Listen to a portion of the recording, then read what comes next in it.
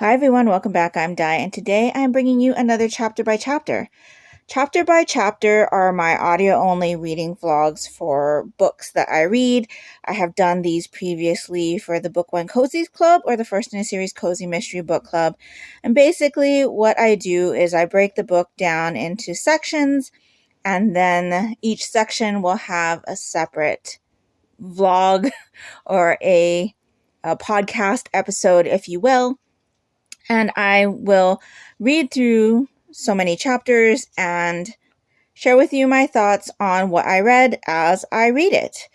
So I've been wanting to bring this concept back to my channel for a while, but as you may or may not know, Book One Cozies Club is no longer in existence. And so I've been trying to find a way to incorporate chapter by chapters back into my channel. And there is a kind of book club that was being started by Alison on a book break. She's calling them her Start and Stop Buddy Reads. And I've been very interested in how she runs those. Except the only thing is that with her buddy reads, they stop in the middle of paragraphs and not at the end of chapters, and I can't do that. I have to stop at the end of a chapter. I can't just stop in the middle of a page or middle of a paragraph and then share my thoughts with you before I proceed. And so I thought, since there was a selection for these Start and Stop Buddy Reads for the month of February that I was interested in reading, I would go ahead and do my own type of video or podcast episode sharing my thoughts on the book that is being read for the Start and Stop Buddy Reads. And so I will link Alison's announcement video for the Start and Stop Buddy Reads for this book down in the description box below in case you're interested in knowing how she runs her buddy reads and what that is all about. But in any case, they are reading From Below by Darcy Coates. This is a standalone novel, and it's like a horror, kind of underwater horror thriller book, I believe. I've been wanting to read this book for a while, and so when it came up as their selection for February, I thought this is the perfect opportunity for me to do a chapter by chapter on it, especially because it is one that I've had on my shelf for a while. I actually have an art copy because my mom does work at a Barnes & Noble, and she had brought this one home, I guess in 2022, because it says on sale 2022. And so yeah, it's kind of been sitting on our shelf for a while, and I really want to read it. So since this is the first episode of the podcast, I will let you know what the summary says. Again, I have an art copy, so it may be slightly different from what is on the copies that are currently available at the moment. But my copy says, "No light, no air, no escape. Hundreds of feet beneath the ocean's surface, a graveyard waits. Years ago, the SS Arcadia vanished without a trace during a routine voyage. Though a strange, garbled emergency message was broadcast, neither the ship nor any of its crew could be found. 60 years later, its wreck has finally been discovered more than 300 miles from its intended course, a silent graveyard deep beneath the ocean's surface, eagerly waiting for the first sign of life. Cove and her team have been granted permission to explore the Arcadia's rusting hull. Their purpose is straightforward: examine the wreck, film everything, and if possible, uncover how and why the supposedly unsinkable ship vanished. But the Arcadia has not yet had its fill of death, and something dark and hungry watches from below. With limited oxygen and the ship slowly closing in around them, Cove and her team will have to fight their way free of the unspeakable horror now desperate to claim them. Because once they're trapped beneath the ocean's waves, there's no going back." So it definitely has a Titanic kind of feel, with the unsinkable ship reference. And that is truthfully what drew me to this title in the first place. I really enjoy reading fiction that have to do with the Titanic. I also watch a lot of Titanic documentaries. And so it's a subject that I'm very interested in. And when you tell me that there is an element to the story that is similar to Titanic, I'm interested. And so very, very excited to start this book. My copy has 62 chapters. And so with this one being about 62 chapters, I think we'll be doing about 8 chapters per section. So 8 chapters per episode. That puts us at a little over 50 pages for the first section. So I think that's a good pace, about 50 pages per episode. But yeah, I'm really excited to get this one started. So I am going to go ahead and read starting from chapter 1, and then I will chime in with you any thoughts that I have along the way. I didn't mention it before, but since I am reading through this book and then am commenting on my thoughts as I read them, this is obviously going to be spoilery material. So if you haven't read this book before listening to this episode, I highly suggest that you read it first to avoid any spoilers if spoilers are something that you don't enjoy. So yeah, really excited for this. I have read from Darcy Coates before. One other book. The name of the book escapes me at the moment though because it's been a few years, but it was a haunted house setting. And so yeah, I enjoyed that one. And I think I'm going to enjoy this one. And so let me get to chapters 1 through 8, and I will chat with you in a bit.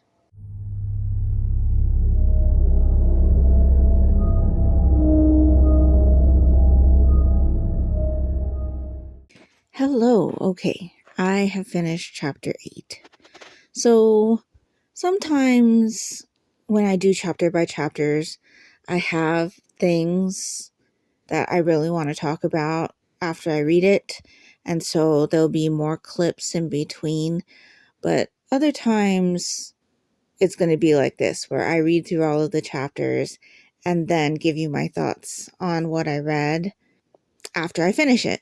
So in these particular chapters, I really didn't have anything that I felt like I really needed to tell you right away. And so I decided to hold my thoughts until now to share them with you.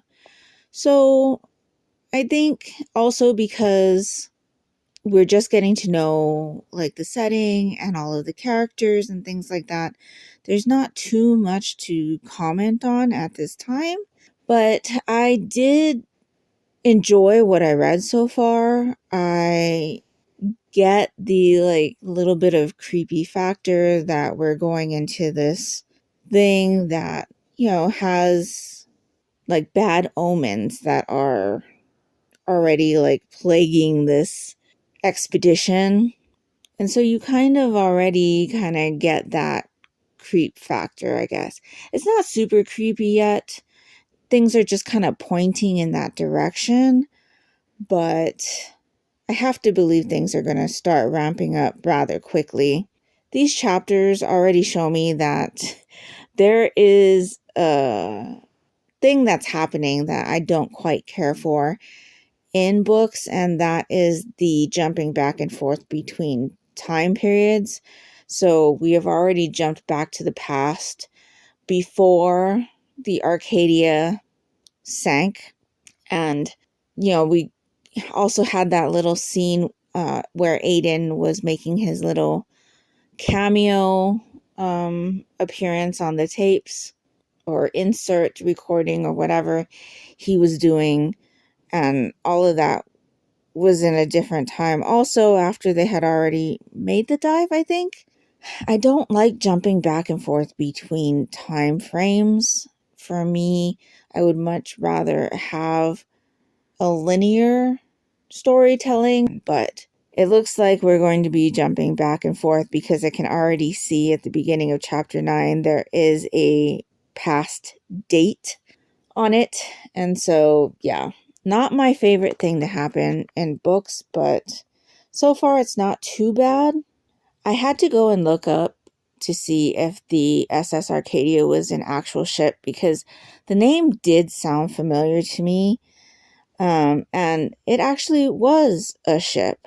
But the SS Arcadia in real life wasn't built until 1953, and in this particular story, it says that it had sunk in like 1929 or something like that. And so I'm not quite sure why the author decided to take an actual ship and create a fictional story around it.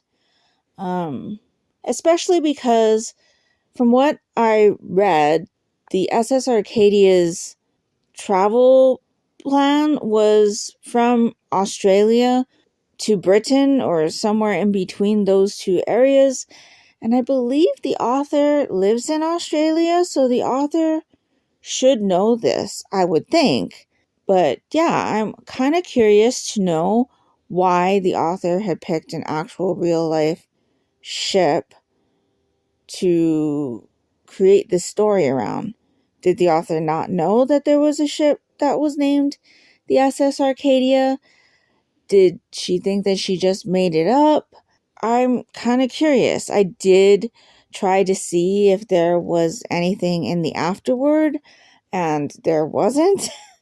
So I'm a little bit confused in regards to that. A little bit disappointing, because I'd really like to know why the author decided to create the story around a ship that wasn't built until several years after she has it featured in this story. Now, in regards to the expedition and why they're doing a in-person dive instead of using ROVs, I definitely think that the ROVs were sabotaged. I mean, I thought that as soon as we were introduced to the guy that was fiddling with the ROVs when he was doing the kind of introductory filming.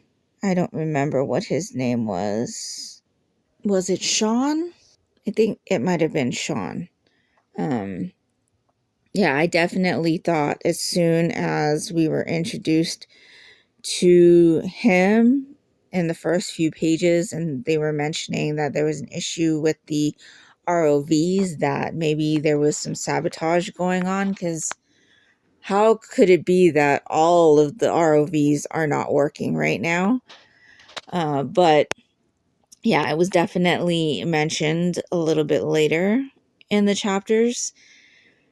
And so I'm interested to see what is actually going on with this. Also, there's that little bit of the issue with how Aiden got his diving license and how he's kind of dealing with the situation right now. Like, why would he put himself in this situation? There's got to be more than what he had recorded himself saying in that little extra section that we got after the first flashback. It just seems like it's a lot of cutting corners that he had done to get to this place, and now he's like not dealing with the situation well. And I don't know if his anxiety is supposed to give a measure of uneasiness as to what's going to happen on this expedition, or if the fact that he's been going through a lot more of his oxygen and hiding that fact from the rest of the team means that he's going to be the one that's going to be perilously close to running out of oxygen during this expedition. So yeah, I don't know. It just seems like he's doing a lot just to get through this. And it's almost like there's something else riding on this for him than just the kind of fame, I guess, of doing this expedition so that he can say that he's somebody when he goes and proposes to the person that he has said that he will propose to after this is all said and done. I definitely felt like the beginning of this book was almost the same feel as the beginning of the Titanic movie, where they're like filming this documentary and talking total BS to the camera and trying to make everything look good. So I actually really enjoyed that part. It gave kind of a goofy, I guess, feel. Made the characters a little bit more personable because you're kind of getting to know them as they're like introducing themselves to the camera. I did like that part. And so far, it's okay for me. I'm interested in what's going on. I'm, like I said, not enjoying the back and forth between the time periods. I'm very curious to see what's going to happen. What did that message from 1929 mean when they said there are bodies in the wall? Like, what was that all about? So, yeah, very, very curious to see what's going to happen next. And I think that's pretty much all that I have to say for right now. Pretty good introduction to the story. Definitely interested in seeing where this is going to go. And I'm looking forward to the next few chapters. So, I don't know at this point if I'm going to just collect all of these episodes and then upload them daily like I did for the Book One Cozies Club chapter by chapters, or if I'm just going to record and upload as I produce these podcast episodes. But yeah, we're just going to play it by ear, I guess. And so the next time I check in with you, I will be talking about chapters 9 through 16. Again, still looking forward to seeing what's going to happen as they progress their expedition. And that's pretty much all I've got for this evening. So let me know down in the comments below what you thought of these first 8 chapters. Let me know your predictions. Are you someone who likes the back and forth jumping between time frames? And what do you think about the fact that the author used the name of an actual ship that wasn't built until several years after the ship in this story supposedly sank? I would really love to know. And if nothing else, and you'd just like to let me know that you were here, if you could leave me some kind of ocean emoji, something related to the ocean, down in the comments below, that would be greatly appreciated and would really help me out. And that will do it for me today. So I hope you're all doing great. I hope you're all safe and healthy. And until next time, take care and smile always. Bye.